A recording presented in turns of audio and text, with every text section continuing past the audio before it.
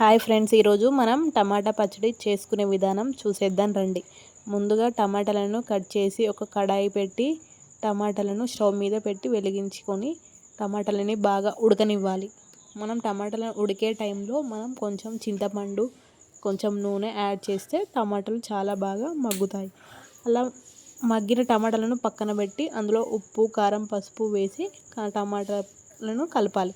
తర్వాత పక్కన మనం కడాయిలో కొంచెం ఆయిల్ని హీట్ చేసుకోవాలి. ఆయిల్ హీట్ చేసుకొని అందులో పోపు దినుసులు వేసుకోవాలి.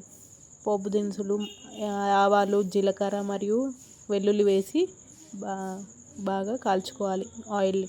తర్వాత ఆయిల్ కొంచెం చల్లారినాక టమాటాల పచ్చడిని ఆయిల్లో వేసి మిక్స్ చేయడమే. ఇలా చేస్తే టమాటా పచ్చడిని పోపు పెట్టినట్టుగా ఉంటుంది. పోపు పెట్టినాక మనం ఏం లేదు, సర్వ్ చేసుకొని తినేయడమే. ఇక్కడ చూస్తున్నారు కదా, ఇవి స్ట్రాబెర్రీస్, చిన్న స్ట్రాబెర్రీస్ అండి. చాలా టేస్టీగా ఉంటాయి. ఈ మా దగ్గరలో ఉన్న చెట్లో కాసినాయి.